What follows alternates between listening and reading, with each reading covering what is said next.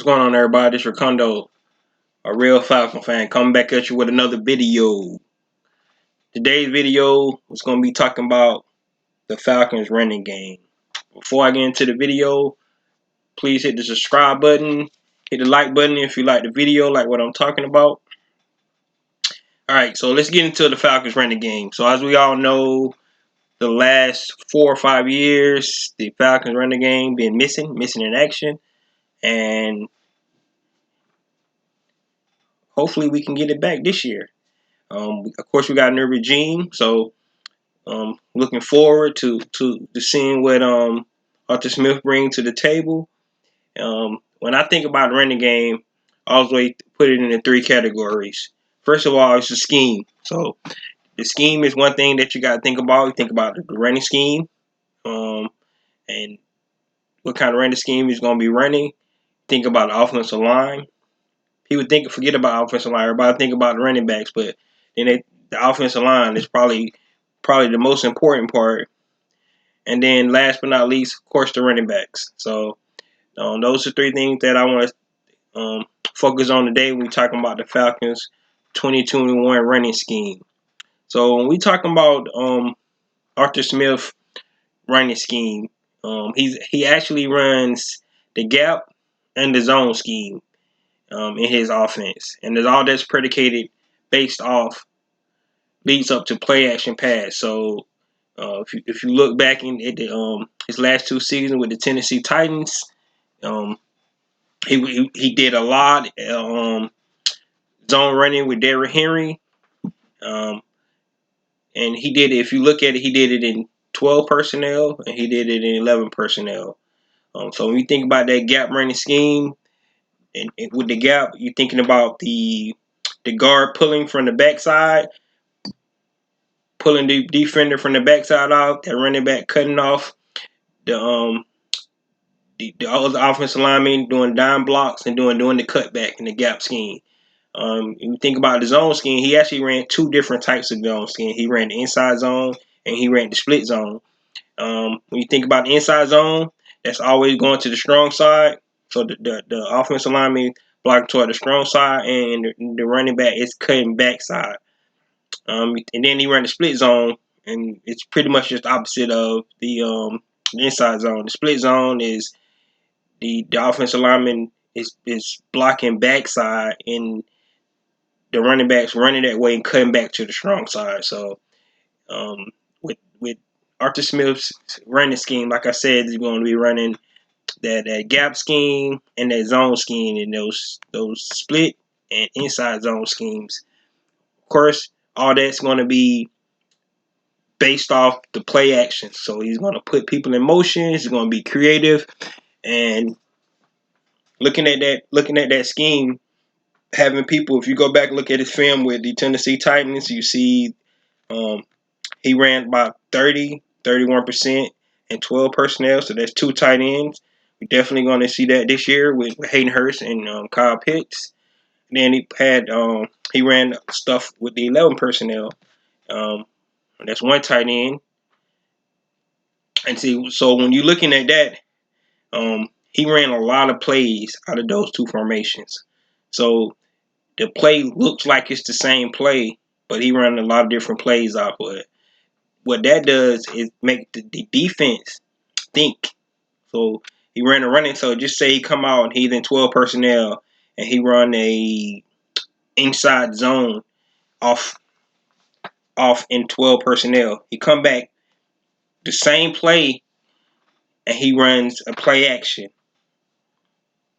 And then he come back in the same formation and he runs a gap running scheme. So out of those 2 formations, 11 and 12 personnel, you will see where Arthur Smith and his creativity, what he was able to do in Tennessee. And personally, I believe that he has just a little bit more talent. And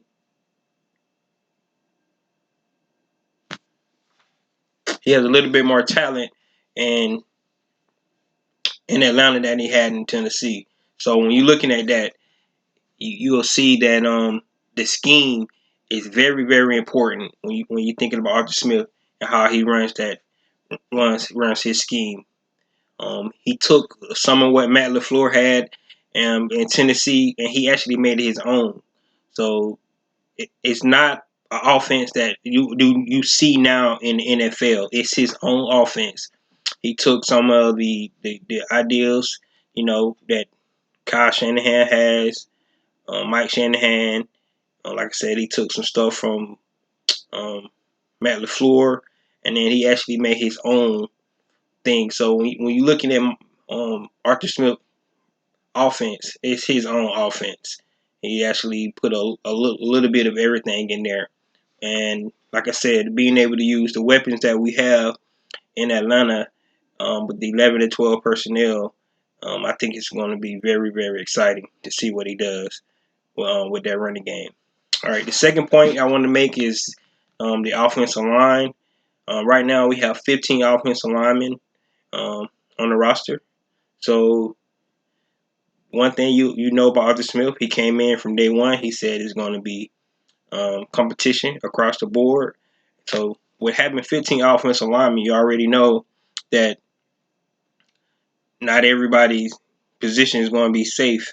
We probably can say that the left tackle and the right guard spot is probably going to be safe. That's Jake Matthews and Chris Lindstrom. But that left guard, that center, and that right tackle position might not be. But at the end of the day, it's always a good thing when you're thinking about competition, because at the end of the day, you're actually going to be able to get the best 5 offensive linemen on the field. Um, at left guard, of course, we have Josh Andrews right now leading the way with that, and that's probably just because he's a veteran. But either way, we're going to actually have a new left guard beside Jake Matthews this year.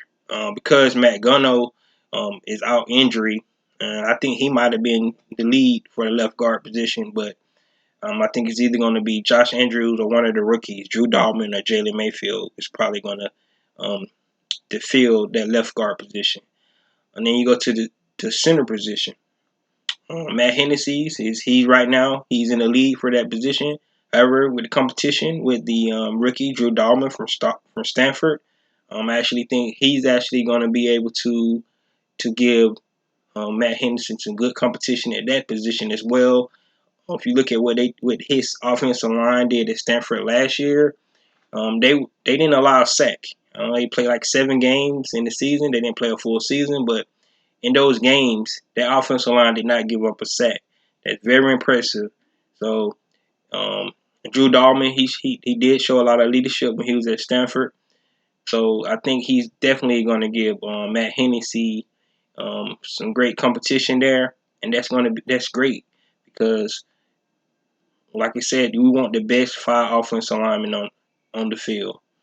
Then we look at Kaleb McGary. Kaleb McGary, he's been up and down his first 2 seasons um, in the league. So we're not sure if his position is going to be safe. We did bring in Jalen Mayfield, who I think might end up being the swing tackle because Matt Gunno was injured. So um, that's why I'm thinking Josh Andrews might get that left guard position because Jalen Mayfield might end up being that swing tackle, um, you know, because of Matt Gunno's injury. But actually, Jalen Mayfield could beat out Kaleb McGary for the right tackle as well. So we need to look at the competition and see um,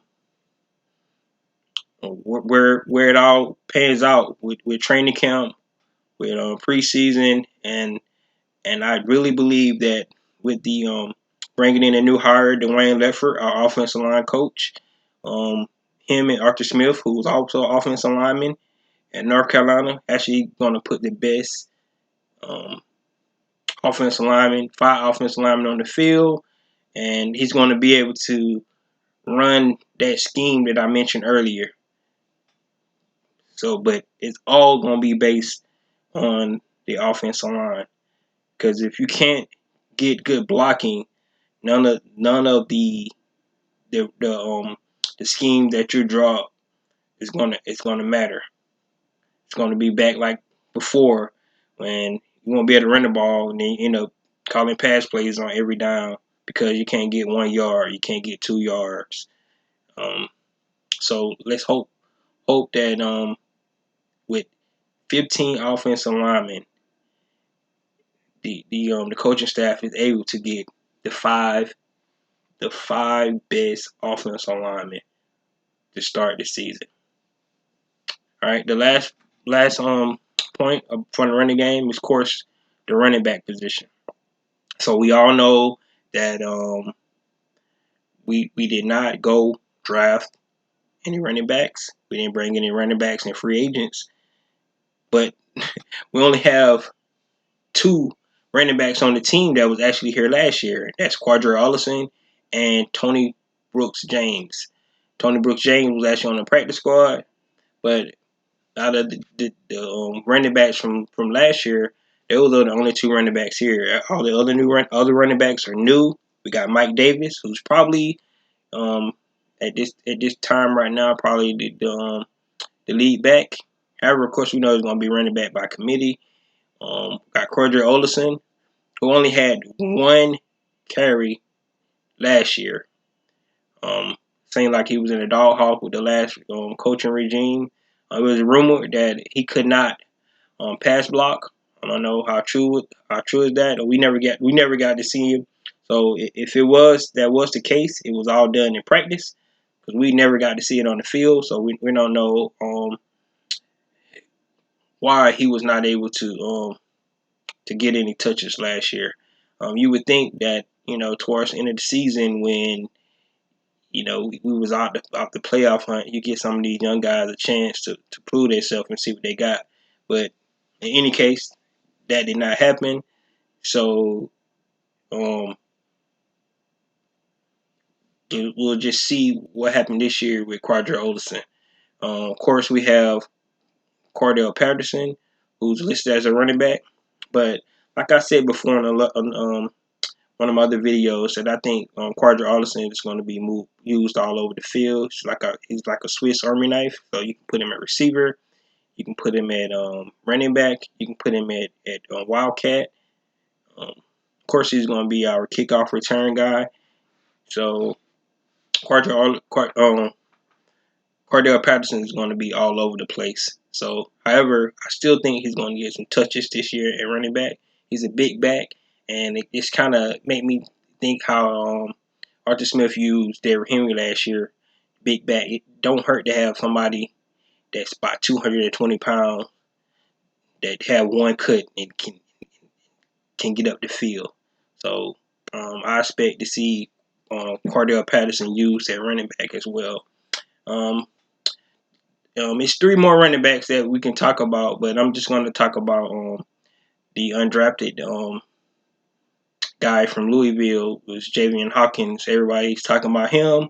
He's getting high praise. Some people had him, actually being drafted in 3rd through the 5th round of the draft. So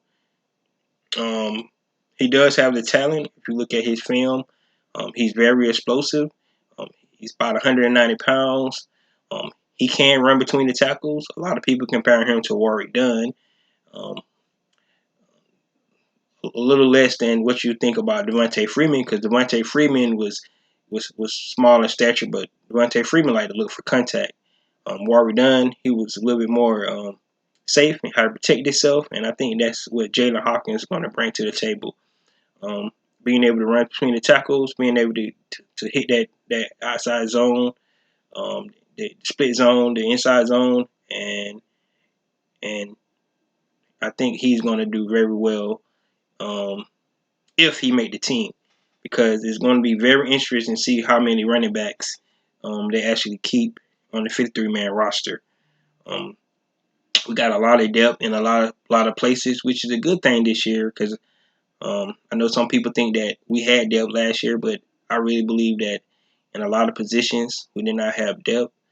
This year we're going to have a lot of depth in a lot of positions, so it's going to be very interesting to see how many receivers they decide to keep. They're going to keep 6, they're going to keep 7, they're going to keep 4 running backs or 3 running backs, they're going to keep 3 quarterbacks, 2 quarterbacks. And I'm just talking about the offensive side right now. Of course, the defense is in the same boat with depth. The biggest spot we just talked about with offensive line. How many offensive linemen are going to keep? You need to have ensure that you have backup at every position, and of course you can have a guard that can play guard and center. We have Josh Andrews can do both. Um, Potentially Matt Hennessy and Drew Dalman can do both. So I think we're good with the guard and center positions. But the tackle position is where it's going to be very interesting. We're just going to keep that one swing tackle. Like I said, I think Jalen Mayfield might be that swing tackle. But if not, we're going to have to get one of those other young guys that's that's vying for a spot right now, since Matt Gunno is going to be out.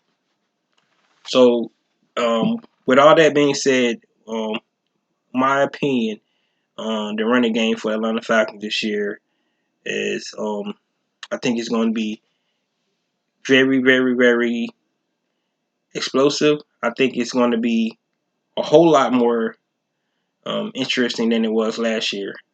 And I think just along of being able having commitment to run the ball and try to create that balance is going to help out the offense. We all know that Matt Ryan is a great play action pass quarterback. If you can get the running game going, I mean, you just look at history. When we had Michael the Burner Turner here, and he was running the ball, and we didn't ask Matt to throw the ball a whole lot. He was very, very efficient in those times. He was able to get to the NFC Championship game, which we probably should have won on that pass interference on Roddy White, but that's another story. And we would have beat the Baltimore Ravens in the Super Bowl, because if anybody remember, we actually beat the Baltimore Ravens on Thursday Night Football that year. So I think if we would have got to the Super Bowl, we had a good chance to win it that year in 2012. Yep, I said it. We would have had a good chance to win it that year in 2012. And then in 2016, and with Kyle Shanahan, with the dynamic duo we had with Telvin Coleman and Devontae Freeman, who was able to run the ball very well. And we've seen how just that balance ended up making Matt Ryan be the league MVP that year, because of the balance of our running and passing the ball that year. So we can get back to any resemblance of that. If we can, and I know we're not expecting Arthur Smith to do what he did in Tennessee, because like we all know that this is a totally different collection of players. Of course, he had a 2,000 yard running back with Tennessee, but I still believe that we could kind of replicate some of the things he did in Tennessee, because personally I believe we have a better roster than they had in Tennessee. With that being said, you guys tell me what you think about this year running game. Do you think that Arthur Smith's scheme is what's going to catapult us to being in the top 5 offense this year? Do you think we're going to be able to find the best offensive line, best 5 offensive linemen this year to do that scheme for Arthur Smith, and hopefully they stay healthy? And do you think that at this point right now we have the right collection of running backs on the team to actually be able to execute Arthur Smith's scheme moving forward? So just let me know what you think.